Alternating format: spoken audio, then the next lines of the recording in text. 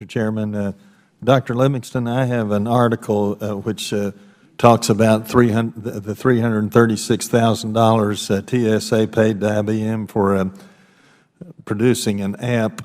And I have this article says, when an app isn't much more than a random number generator, it's hard to imagine how it could cost that much for the development alone, but it is typical of government spending. And I understand from the staff that you once recommended an analysis that another employee refused to do that and ended up spending $12 million on a project that should have cost just $3 million. Would you tell us about that and any other examples of huge waste that you've seen on your watch?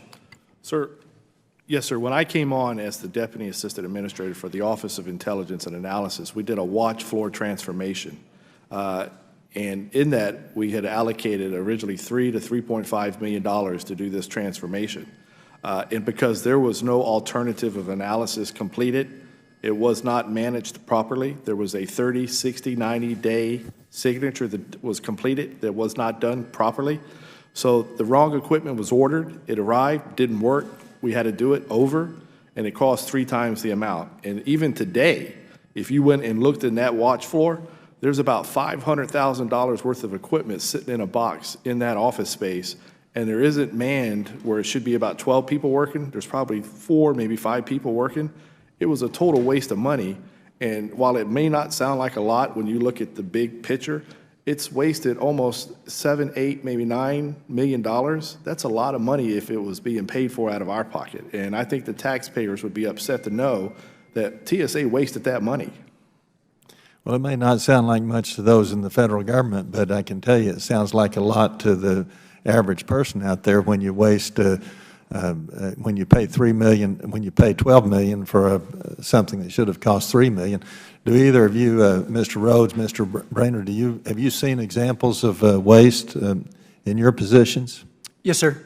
In Minneapolis, we built a regional headquarters for a regional director that had no intentions of coming to Minneapolis. He stayed in Michigan, and throughout that whole process, as I worked with the Office of Real Estate, I would identify, why are we spending $300,000 on an office space that this regional director has no intention of coming to? We are in the process right now of Minneapolis of changing that, but we're going to spend more money to revamp that office space for a coordination center, where we should have done that at the beginning. We identified that years ago. I identified that years ago. But what happens is when you make suggestions like that, they just move around you, or you get cut out of the meeting, and you're not consulted anymore. So we've already spent $300,000 on this office space, and we're going to spend, I don't know, $100,000, $150,000, potentially more, when we should have done that up front. And it's gross mismanagement. Well, the easiest thing in the world is to spend other people's money. Mr. Brainerd? Sir, I'd like to comment on the app that you just mentioned, and I got to tell you that's one of the strongest indicators of the mentality that we have, not only of the feeling that they're bankrolled to pretty much do whatever they want, no matter how silly it seems.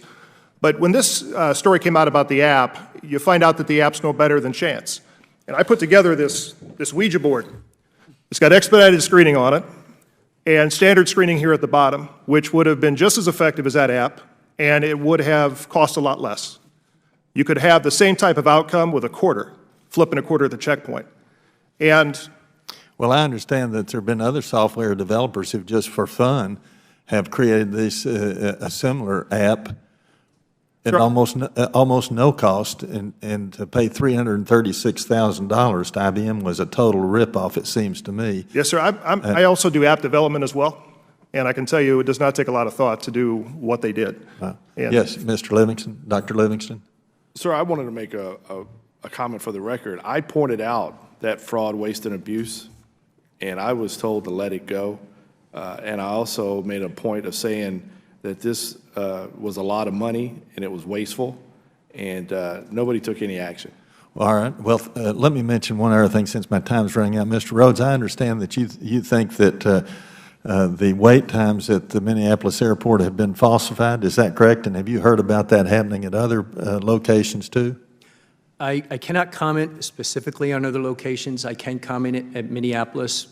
In 2013, we received what's called a Federal Security Director Office of Inspection, basically a health check. And on page 18 of 40, which I provided to this committee, a supervisor at the checkpoints had identified that he or she, it doesn't give his or her gender, had expressed some frustrations that the wait times that they submit up forward was being changed by management. I can tell you at the Minneapolis-St. Paul Airport, the airport police has at times begun to tabulate wait times. So think of that for a second. We are expending police resources at our airports to check on TSA reporting our wait times. And as recently as last month, the airport is investing in some sort of automated wait time calculations. That would indicate, sir, that they don't trust the numbers that we're purporting. All right, thank you very much. I thank the gentleman and gentlelady from New Jersey, Ms. Watson-Coleman. You're recognized. Thank you very much.